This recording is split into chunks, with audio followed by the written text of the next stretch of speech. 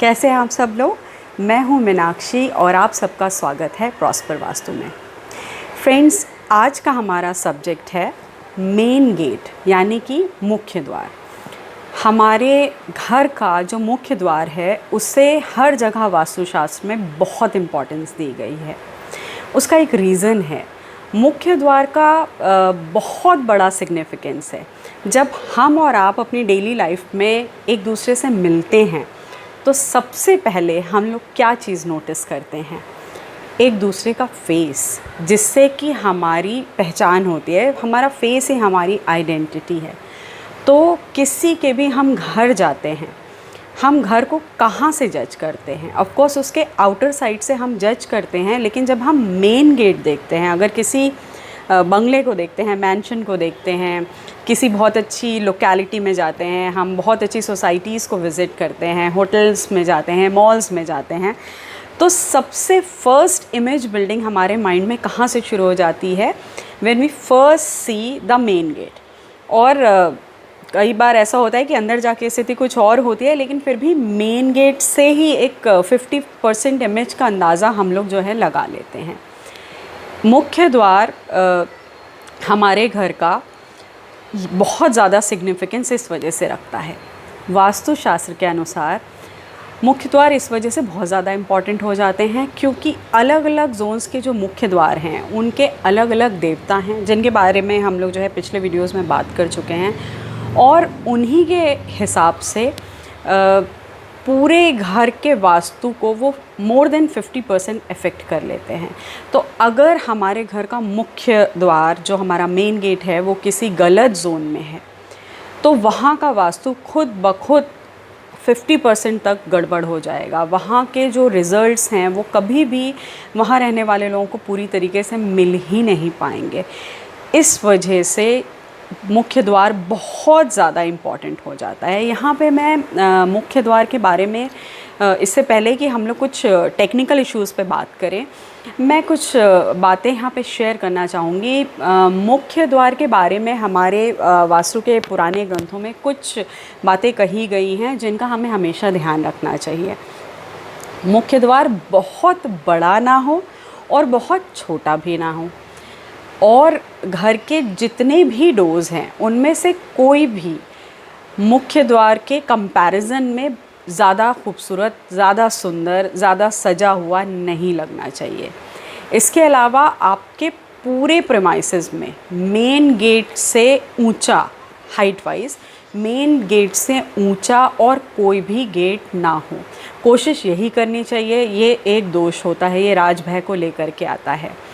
इसके साथ भी बहुत सारी बातें हैं जिन पे मैं एक अलग से वीडियो करूँगी। अब मैं मेन गेट के कुछ मेन गेट हम जब डिसाइड करते हैं और वास्तुशास्त्र के हिसाब से हमें कैसे पता करें कि हमारा घर का जो मेन गेट है वो कहाँ पर है, इसकी कुछ टेक्निक्स होती हैं जिनमें बहुत सारी बातों का ध्यान रखा जाता है। इसके लिए हमें ज़रूरत पड़ेगी बोर्ड की। तो आइए फ्रेंड्स, चलते हैं बोर्ड की तरफ कि जोन शुभ है या अशुभ है, हमें करेक्शन की ज़रूरत है या ये खुद से ही बहुत ऑस्पिशियस जोन में है। ये जानने के दो मेन तरीके हैं। पहले तरीके के बारे में डिस्कस कर लेते हैं। सपोज़ कि ये हमारा वो वाला फ्रंट है जिस पर हमें मेन गेट लेना है, कि ये हमारे प्लॉट का या घर का वो वाला साइड है जहाँ पे हमारा मेन गेट है, और अगर प्लॉट है और हम प्लानिंग स्टेज में हैं तो हमें यहाँ लेना है। तो जितनी भी हमारी चारों दिशाएं हैं, नॉर्थ, ईस्ट, साउथ, वेस्ट, हमें इन चारों दिशाओं के 8 भाग करने हैं। एक तरीका ये कहता है।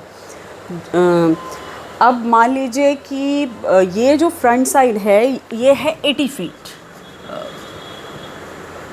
80 फीट मान लेते हैं हम लोग इसको। अब हम इसके 8 भाग करेंगे बराबर, ऑफ कोर्स बराबर। तो इस तरीके से, तो रफली हमारा जो एक पैच है, जो हमारा एक भाग है, वो कितने का होता है? 10 फीट का। अब शास्त्र क्या कहता है कि जो तीसरा और चौथा पद है, हर दिशा का जो तीसरा और चौथा भाग है वो सबसे ज़्यादा ऑस्पिशियस होता है। तो 1 2 3 यानी कि हमारा ये पार्ट बहुत ऑस्पिशियस है, और फोर्थ हमारा ये पार्ट भी बहुत ऑस्पिशियस है। तो हमारा मेन गेट इस दिशा में यहाँ पर होना चाहिए। ये एक तरीका है जिसे बहुत सारे लोग फॉलो करते हैं। पर्सनली मैं इस मेथड को फॉलो नहीं करती हूँ, और बहुत सारे जितने भी जाने माने वास्तुविद हैं वो भी अब इस टेक्निक को फॉलो नहीं करते हैं। जो टेक्निक ओरिजिनली काम में आती है, जहाँ पे आपके क्लाइंट जब आपके पास काउंसलिंग के लिए आते हैं और वो जो भी प्रॉब्लम्स आपको बता रहे हैं, और फिर जब आप विज़िट करते हो उनकी साइट को नक्शा बनाने के टाइम पर, और वहाँ पर जा कर के जो लक्षण मिलान मैच होता है वो मोर देन 95% सेकंड टेक्निक से ही होता है। उसके कुछ और भी रीज़न्स हैं जिनके बारे में मैं जो हूँ बात करूँगी, शायद इस वीडियो का पार्ट 2 बनाना पड़े, बट ये एक बहुत इम्पॉर्टेंट टॉपिक है, तो मैं इसको जो है मिस करना बिल्कुल भी नहीं चाह रही हूँ। अब सेकंड टेक्निक क्या है? सेकंड टेक्निक ये है कि हमारा जो पूरा घर है या हमारा पूरा प्लॉट है, आपका जो भी बिल्टअप है, उसका जो भी साइज़ है, अब हमने क्या करना है कि हमें प्लॉट का या घर का या बंगले का हमें बिल्टअप का सेंटर पॉइंट निकालना है। सेंटर पॉइंट निकालने की भी टेक्निक्स होती हैं जिसके बारे में हम लोग जो है आगे बात करेंगे। सेंटर पॉइंट यानी ब्रह्मस्थान हमने जो है पता कर लिया, और वहाँ से हम एंगुलर डिविजन्स को यूज़ करेंगे। इसमें एक एंगुलर डिवीज़न के लिए एक बहुत महत्वपूर्ण सूत्र है जो कि विश्वकर्मा प्रकाश में आता है। तो विश्वकर्मा प्रकाश क्या कह रहा है कि ईशान कोण से अग्नि तक, ईशान से अग्नि की जो आपको दिशा मिलती है उसके आप सबसे पहले 8 भाग कीजिए। ऐसा इस वजह से है क्योंकि देवताओं की जो स्थिति है वो इस एनर्जी सर्कल में इसी तरीके से है। ईशान को हम लोग जो है वास्तु पुरुष का सर मानते हैं। वास्तु पुरुष मंडल में एक बहुत इम्पॉर्टेंट स्थान है ईशान कोण। तो ईशान से अग्नि के स्पष्ट निर्देश है कि ईशान से अग्नि के आप 8 पार्ट कीजिए, और इसी तरीके से सो ऑन आप बढ़िए। आप इसी तरीके से अग्नि से नैऋत्य बढ़िए, फिर वायव्य कोण की तरफ बढ़िए। इस तरीके से आपको जो भी एंगुलर डिवीज़न मिलेगा, पहले आपको मिलेगा 22.5 डिग्री, फिर उसके भी जब आप सूक्ष्म पार्ट कर लेंगे 11.25 डिग्री जो है आपको मिल जाएगा। इस तरीके से हम हर जगह एंगुलर डिविजन्स कर लें। ये तो ये जो एंगुलर डिवीज़न है हमारे काम में यही आएगा।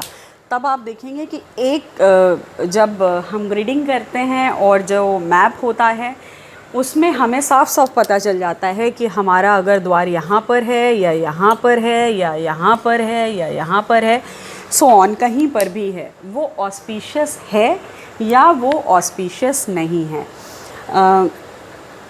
ये जो सेकंड टेक्निक है इसके बारे में थोड़ा सा मैं और बात करूँगी।